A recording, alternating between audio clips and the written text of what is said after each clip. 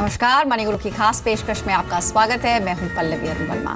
Christmas एक ऐसा मौका है जब हम सब अपने परिवार के साथ टाइम स्पेंड करते हैं और अपने बच्चों के लिए गिफ्ट्स भी लाते हैं। बच्चों को हम सब पसंद करते हैं, जो पेरेंट्स बनने वाले हैं, जो पेरेंट्स बन चुके हैं, उन सभी के लिए एक ऐसा मौका है जब आप अपने बच्चों के फ्यूचर को सिक्योर करने के लिए फाइनेंशियल गिफ्ट्स दे सकते हैं। किस तरह के हो सकते हैं फाइनेंशियल गिफ्ट्स और कैसे आप अपने बच्चों की पढ़ाई और आगे चलकर उनकी शादी की प्लानिंग कर सकते हैं, ऐसे कुछ टॉप 5 आइडियाज लेकर हमारे साथ दो खास मेहमान मौजूद हैं। Vishwajit Parashar, senior VP head marketing Bajaj Capital, और साथ ही हमारे साथ पॉलिसी बाजार से ज्वाइन कर रहे हैं मिस्टर तरुण माथुर, डायरेक्टर policybazaar.com। आप दोनों का ही बहुत बहुत स्वागत है।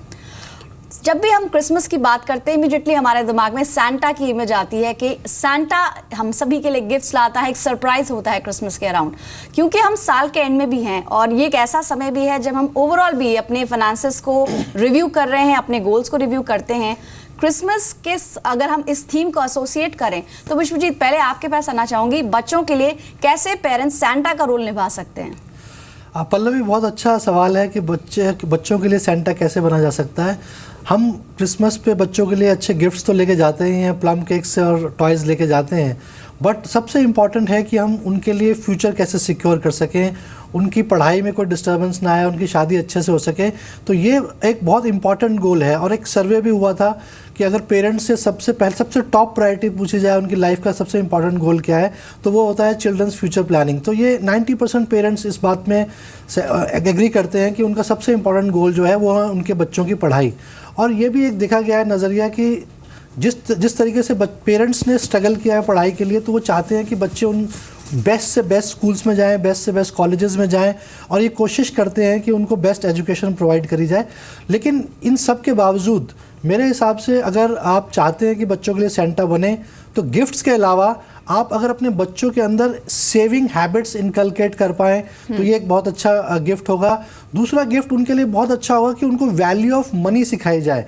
कई बार हम आज की तारीख में जिस जनरेशन में देखें तो बच्चे भी 1 या 2 होते हैं और पेरेंट्स वर्किंग होते हैं, तो हम बच्चों को कभी कभी स्पॉइल करते हैं, उनके लिए जो वो बोलते हैं वो दे देते हैं। तो मेरे हिसाब से अगर उनके अंदर वैल्यू ऑफ मनी इनकलकेट करी जाए, बचपन से ही उनको ये पैसे की वैल्यू पता लगे, इसके लिए बहुत आसान से तरीके भी हैं। जब आप शॉपिंग करने जाते हैं ग्रॉसरी आइटम्स की महीने में, तो कोशिश करें उनसे शॉपिंग कराएं, उनको ढूंढने दें बेस्ट डील्स क्या हैं, या पॉकेट मनी उनको दे सकते हैं हर महीने की, वो उनको सेव करें और कैसे उनके लिए अपने अपने गिफ्ट्स खरीद सकते हैं। तो ये 1-2 चीज़ें अगर आप करेंगे तो मेरे ख्याल में एक बच्चों के अंदर भी वैल्यू ऑफ मनी आएगी और उनको इंपॉर्टेंस फील होगी कि अपना फ्यूचर कैसे सिक्योर करना है। कुछ आंकड़ों पर क्विकली नजर डाल लेते हैं कि एडवांस प्लानिंग की हम बात कर रहे हैं, बच्चों के लिए प्लानिंग करना क्यों जरूरी है। एक अनुमान है कि इस साल अगर हम देखें तो फिलहाल जो अलग अलग कोर्सेज हैं, चाहे फिर MBA की बात करें या फिर आप मेडिसिन की बात करें, इंजीनियरिंग के जो कोर्सेज हैं, उसकी फीस अभी कितनी है, और अगर अभी से आपने प्लानिंग नहीं करी तो 15 से 20 साल बाद जब आपका बच्चा बड़ा होगा और तब आपको पैसे की जरूरत होगी तो शायद आप बहुत सारे विकल्प तब ढूंढते फिरेंगे। लेकिन बेहतर यही है कि आप अभी से प्लान करें ताकि उस वक्त आप प्रिपेयर्ड हो, अपने आप को आप अनप्रिपेयर्ड ना पाएं।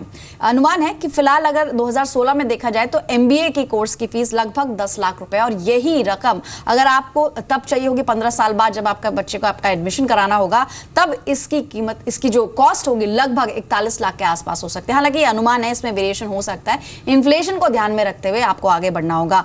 मेडिसिन की बात करें, डॉक्टर्स क्योंकि सबसे प्रेफरेबल चॉइस, जैसे विश्वजीत आप किसी सर्वे का भी जिक्र कर रहे थे जो हाल फिलहाल में हुआ था, पेरेंट्स की जो पहली चॉइस थी कोर्स को लेकर वो अभी भी इंजीनियरिंग और डॉक्टरी ही है।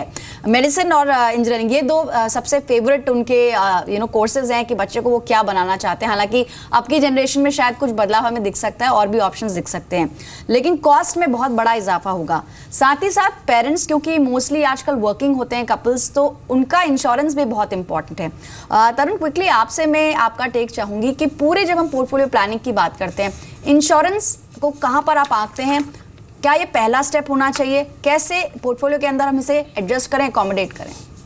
देखिए, अगर आप देखें जितना जल्दी इन्वेस्ट किया जाए उतना ज़्यादा आपको एंड में मिलेगा। आपने बहुत सही बोला था कि जो कॉस्ट है वो आज शायद 10 लाख हो, शायद 40 लाख बन जाए। अनुमान है, पता नहीं क्या होगा, लेकिन जिस हिसाब से आजकल आपके एजुकेशनल इंस्टीट्यूट चल रहे हैं उसी इतना ही आपका लग जाएगा। तो जितनी जल्दी इन्वेस्ट किया जाए उतना अच्छा है। स्टार्टिंग छोटी हो सकती है, शायद आप 2,000 रुपये महीना लगाना चाहें, शायद आप 5,000 रुपये महीना लगाना चाहें, लेकिन जितनी जल्दी करेंगे उतना ज़्यादा फ़ायदा होगा। अगर आप एक आजकल के प्लान्स देखिए तो आजकल इंश्योरेंस कंपनी जो प्लान्स निकाले हैं वो बहुत ज़्यादा बेनिफिशियल हैं। उसमें कुछ यूनिट लिंक प्लान्स हैं जो चाइल्ड प्लान्स के तौर पे बेचे जाते हैं या खरीदे जाते हैं। इनमें निवेश करने से आपका फ़ायदा ये है कि आप निवेश कीजिए, कुछ भी होता है आपकी फैमिली को तो फैमिली को एक सम एश्योर्ड भी मिलता है। सपोजिंग जो पॉलिसी खरीद रहे हैं उनकी डेथ होती है तो उनको एक बेनिफिट भी मिल जाता है। और सबसे बड़ा फायदा यह है कि जो आगे के प्रीमियम्स हैं वो भी वेव ऑफ हो जाते हैं क्योंकि डेथ के बाद कोई प्रीमियम्स के लिए नहीं है। तो इसको अपने आप पोर्टफोलियो में जरूर डालिए, क्योंकि चाहे छोटा ही रखिए ताकि आपके प्रोटेक्शन प्रोडक्ट्स पहले आ जाएं, लेकिन अपने बच्चों के उसके लिए आप बच्चों के एजुकेशन के लिए अभी से इन्वेस्ट करना शुरू कीजिए। मेजरली अगर देखें तो फाइनेंशियल गोल्स दो तरह के होते हैं, या तो शॉर्ट टर्म या फिर लॉन्ग टर्म। शॉर्ट टर्म में जैसे कि उनकी स्कूल की फीस या फिर जो आप उनके लिए यूनिफॉर्म खरीदते हैं, जो भी ज़रूरी चीज़ें उसका खर्चा वो शॉर्ट टर्म के अंदर आता है। साथ ही अगर लॉन्ग टर्म की बात करें तो जैसा हमने अभी डिस्कस किया, एक तो मैरिज और एजुकेशन जिसकी कॉस्ट हर साल ऑलमोस्ट देखा जाए तो 10% की दर से बढ़ रही है, और ऐसे में अभी से प्लान करना ही अक्लमंदी है। लेकिन फिर भी अगर हम स्टेप्स की बात करें विश्वजीत, तो इस प्लानिंग के लिए क्या स्टेप्स हो सकते हैं, कैसे शुरू करें, पहला स्टेप क्या होना चाहिए हमारा? बिल्कुल, जैसे अभी तरुण ने बताया, बहुत अच्छा पॉइंट है कि जब भी हम प्लानिंग करते हैं बच्चों के करियर के लिए, सबसे इंपॉर्टेंट है कि हमारा अपना इंश्योरेंस पूरा हो रखा, हमारा बीमा पूरा हो, यानी कि टर्म प्लान, अच्छा टर्म प्लान ले रखा हो, और इसके अलावा मेडिक्लेम भी ले रखा, क्योंकि एक एपिसोड ऐसा हो सकता है कि आपकी सारी लाइफ टाइम सेविंग्स उड़ सकती हैं।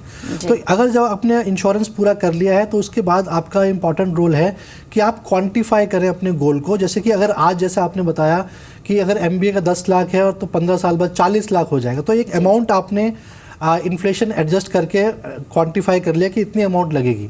तो सेकंड इंपॉर्टेंट रोल है कि अब आप, क्योंकि आपको पता है कि इतना अमाउंट चाहिए होगा, तो उसके लिए आप कहाँ निवेश करें, कितने %, किस एसेट क्लास में निवेश करें ताकि वो उतने रिटर्न्स आ सकें और आप उस गोल को अचीव कर सकें। तो इसलिए इंपॉर्टेंट है कि आपका रिस्क प्रोफाइल क्या है, आप किस एज कैटेगरी में है। अगर आपका बच्चा छोटा है और आपके पास लॉन्ग टाइम होराइजन है, यानी कि 10 से 15 साल का है, तो आप इक्विटी में निवेश कर सकते हैं। लेकिन अगर शॉर्ट टर्म होराइजन है तो इक्विटी रिस्की वॉलेटाइल हो सकता है। तो सबसे इंपॉर्टेंट यही देखना होता है कि आपका कितना टाइम पीरियड बचा हुआ, टाइम होराइजन कितना है, और उसके अलावा आपको स्कीम सिलेक्शन करनी पड़ती है कि मुझे कौन सी स्कीम में निवेश करना है, ताकि जब वो गोल करीब हो तो आप आपके पास वो अमाउंट हो।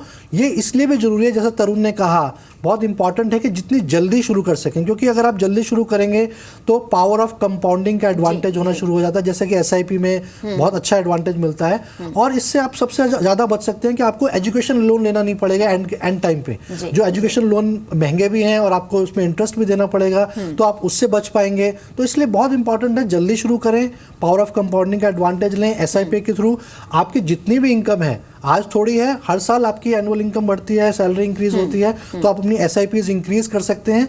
जरूरी नहीं है कि आज ही आपका गोल पूरा अमाउंट से अचीव हो जाएगा। तो धीरे धीरे आप SIPs से निवेश करें और फाइनल अमाउंट तक अचीव कर सकते हैं। और जब आप अपने गोल के बिल्कुल करीब हों, तो ये लास्ट देखना होता है कि आपका एक्सपोजर इक्विटी में ना हो, 1-2 साल पहले आप डेट में शिफ्ट हो जाएं, ताकि आपको लास्ट मिनट कोई सरप्राइज ना हो। जी। तो आपने अलग अलग स्टेप्स बताए कि पहले से आप अपने टारगेट्स क्लियर रखें, शॉर्ट टर्म को अलग रखें, लॉन्ग टर्म को अलग रखें। लेकिन फिर भी हम क्विकली अगर 5 आइडियाज़ की बात करें, तो क्या म्यूचुअल फंड्स में SIP ये पहला आइडिया हो सकता है कि अभी से हम शुरुआत कर दें और पहले से एक गोल सेट असाइड कर लें कि मुझे इस गोल के लिए इतनी रकम की ज़रूरत होगी, तो पहले ही एस्टिमेट लगा लिया जाए कि लगभग अभी अगर खर्च इतना है तो मे बी 10 ईयर्स या 15 ईयर्स में ऐसा होगा।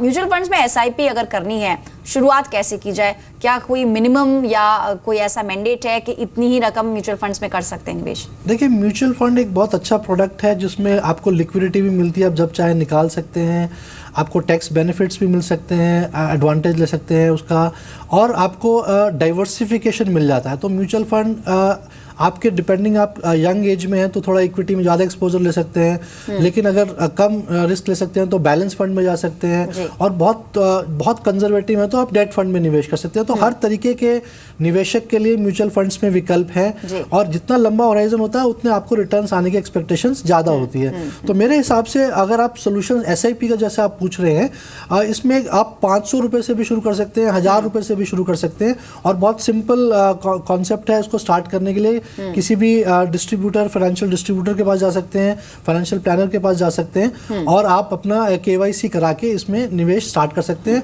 और बैंक को अपने इंस्ट्रक्शन दे सकते हैं कि हर महीने आपका ECS बेनिफिट हो जाए ताकि वो ट्रांसफर होता रहे। तो चलिए, पहला आइडिया तो हमने समझ लिया म्यूचुअल फंड्स में SIP, और अगर हम दूसरा आइडिया समझे कि एक मुश्त भी कर सकते हैं, वुड यू अग्री कि क्योंकि कंपाउंडिंग की जहां तक आपने बात की थी तो वो SIP के जरिए मिलती है, लेकिन अगर किसी कंडीशंस में, क्योंकि टैक्स बेनिफिट्स के लिए कई लोग ऐसा प्रेफर करते हैं कि जो ELSS फंड्स होते हैं उसमें वो एक साथ पैसा डालते हैं, क्या ये भी एक इन्वेस्टमेंट आइडिया हो सकता है? अगर पहले से ही आपको मालूम है कि मुझे 3 साल या 5 साल के लिए इस रकम की जरूरत होगी, तो म्यूचुअल फंड्स में एक मुश्त निवेश, ये कैसा आइडिया है?